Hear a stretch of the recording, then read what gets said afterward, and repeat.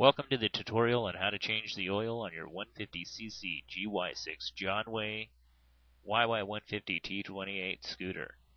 First, remove the dipstick to allow air to flow during the oil change process.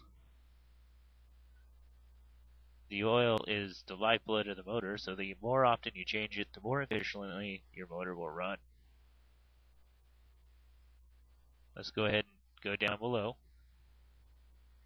and find the oil drain plug, which should be right there. It's a large plug, it's 12 millimeter. Wrench or socket, whichever one you choose.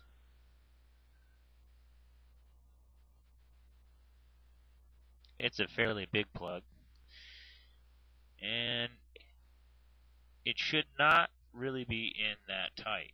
It should be about wrench tight, not torqued down or hard to get off.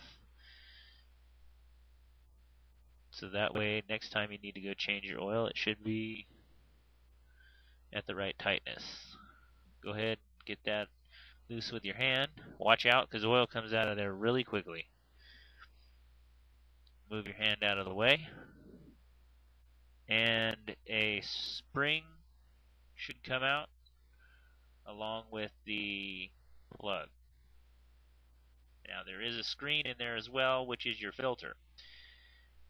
That most likely will still be up in your motor unless it has fallen out with your spring. You're not going to know that until you go through your oil drain pan and check it out, unless you can see it up in there. Mine stayed in there. I don't know if you can see it, but it's at the top, and you need to take that out for the oil to drain quicker.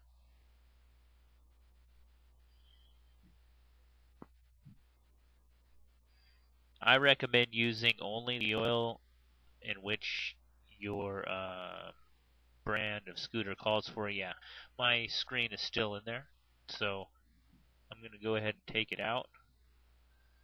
It makes the oil run a little slower, and once I take it out, more oil will come out because air gets in there. At this time, look at your oil on your dipstick. Take a look at it. Is there metal flakes in there? Is there chunks of metal? Little tiny chunks of metal on a new engine are not really uncommon. I saw them when I first broke this motor in. I changed the oil, and the chunks, little bits went away, and metal flakes went away. So if you got a brand new motor, don't really freak out about it. Change your oil, check again. If there's a bunch of huge flakes in there and your motor's starting to sound a little fishy, chances are there's some problems. But to see small, little tiny little like gold flake looking things in there when you're breaking a new motor in is not uncommon. The oil should be just about drained now. If it's dripping like that, chances are there's not a lot in there. Now what I like to do is take a little fresh oil from the container and flush it through a little bit and make sure you get the gunk out of there. Don't do a lot. Doesn't require a lot. Just a little bit, just to see, just fresh oil come out of that little hole. Probably a funnel full, maybe, if you're feeling generous. I do a little just to check. Just check and make sure there's nothing too bad going on in there. It's always nice to see fresh oil flowing through it. Once that's done, we'll wipe the residual oil down a little bit.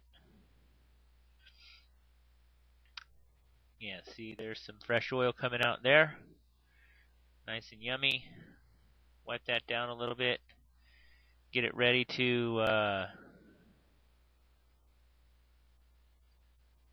be put back together. While that's draining, we'll go ahead and talk about what should have came out of during your oil change. We've got your plug, obviously, a spring, and your filter, and then we have your dipstick, of course, where you measure it down there.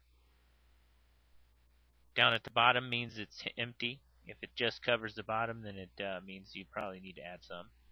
So this is your spring. Always put the large end of the spring near the filter. As you can see, there's also a little black O-ring at the bottom of the filter. Okay, spring small end goes into the plug, large end filter goes in the other way like that. Once you got that assembled, the oil is drained, go ahead and put that in there clockwise to tighten it. Hand tight first to make sure you didn't get it cross-threaded. Then go ahead and tighten it down with a ratchet or a wrench of your choice. This time, go ahead and wipe it down, make sure there's no residual, and go up to the top and start filling your scooter. Now what I like to do it a little at a time, check it, do a little at a time, check it, do a little at a time, because some books publish like 1.1, some books publish 1.8. I'm just going to go until the dipstick says it's full, and then I'm going to stop, run the motor, let it sit for a little bit, put more fluid in it, check it if it's low. If it's low, put more fluid in it. If it's fine, leave it. A little over full is okay, but over to the top of the dipstick is not. So you're going to want to make sure you have it at the level at the bottom of the dipstick where the little crosses are. All right, I hope this has been informative. More to come. Stay tuned.